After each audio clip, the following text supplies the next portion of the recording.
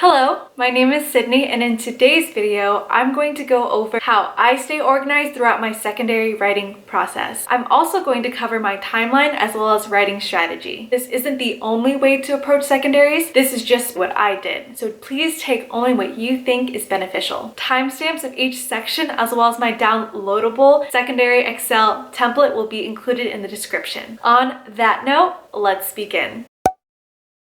For context, I submitted my primary application June 12th, 2019, and it was verified July 5th, which was especially peculiar because I received my first secondary invitation June 29th. I was given a secondary invitation before my primary was even reviewed. As you may soon experience, and I'm so sorry that you guys will experience this, secondary applications constitute a big part of application expenses. Some schools automatically send a secondary to all applicants, and this is like a weird, sad way to rake in the funds, but other schools do selectively send out secondary invitations. Each program's preliminary screen differs. It is most likely based on stats, your geographic location, and/or a combination of other factors. I applied to 34 schools and completed 34 secondaries. I submitted my first secondary that had a writing portion on July 7th and my last secondary on August 18th. My median turnaround time was 16 days, with the quickest being 0 days or on that same day, and my slowest being 39 days. It is recommended to abide by the 2-week turnaround time for submission, but as you can see, I couldn't follow that timeline to a T with the sheer bulk of essays that came in at once, mixed in with other life and time commitments. I also wanted to make sure that I was confident of my secondary application before submitting it. Quality definitely dictated over timeliness. If the school was high priority, I most likely was going to submit that secondary first, but this isn't to say if you submit a secondary later, then you wouldn't be considered. For example, I submitted a secondary 37 days after I received the secondary invitation, but I was still given an interview invite and accepted into that school. This goes to show if you prioritize quality, submit relatively on time, that will best optimizes your chances of being considered for that interview. I worked full-time while applying, so majority of when I worked in secondaries was either after work or on the weekends. Coffee shops and me go way back. Once I covered the main themes of the major prompts, it definitely became easier to send back those secondaries with adjustments specific to that school.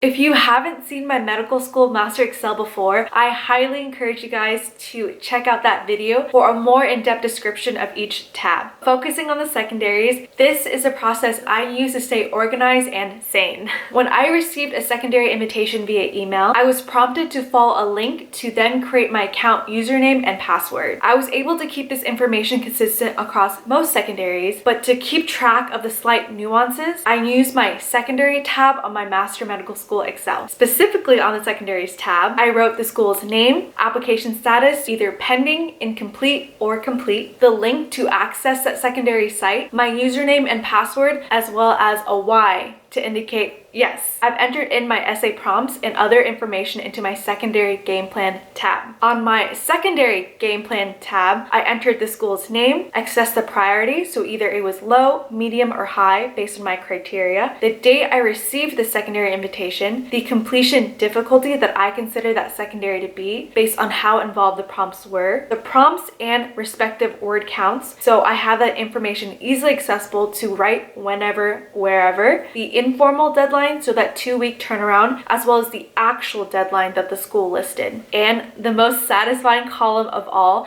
the date I submitted the secondary. For color coding, recently entered secondaries were not colored, in-process secondaries was kept yellow, and completed secondaries were finally finished with green.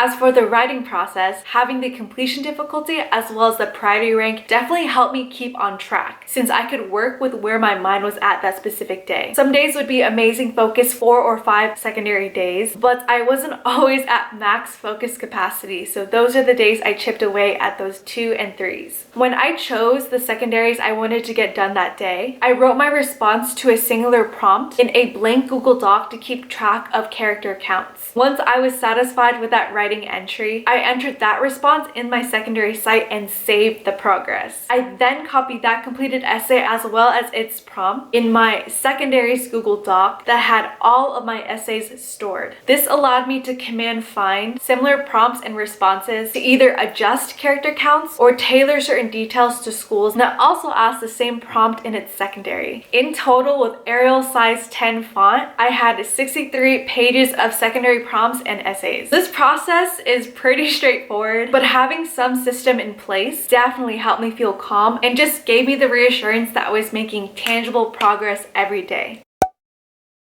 In writing for any type of prompt, I suggest you use these steps as a guide.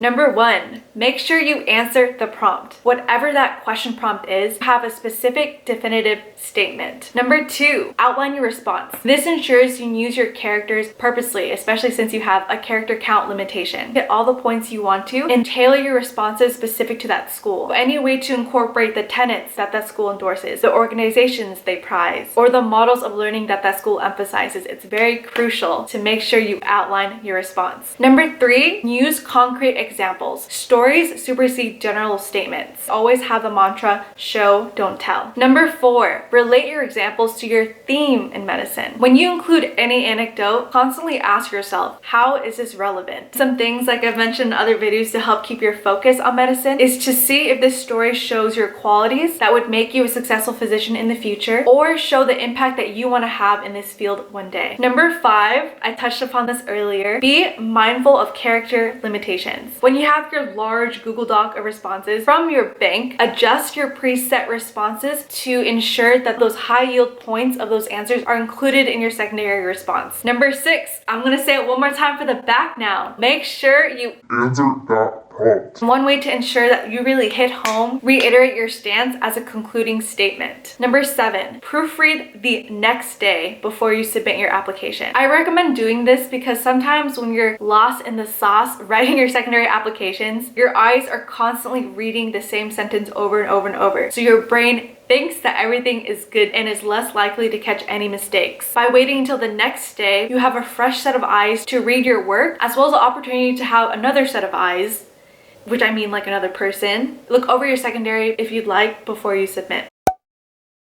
My previous video actually went over the most common secondary prompts I encountered. If you wanted a more in-depth breakdown of these prompts as well as examples from the different schools I applied to, please feel free to check out that video. Before I began writing any secondary, my first inkling was to always categorize what kind of secondary this was to figure out my approach. For the secondaries that were more matter-of-fact, the focus would be to just answer the question. List what you did or what you're planning to do while ensuring you keep medicine at the core of your responses. Some examples of this type of prompt are: what is your exposure or preparation to medicine? Your gap year plans? What is your connection to the area? If you're a reapplicant, what has changed since the last time you applied? And address any concerns AdCom may have upon reviewing your application. For secondaries that asked why our school, I reviewed that school's website to find the mission statement, unique programs or ways they enrich their student experience, or I even came across this tip on my Instagram from my one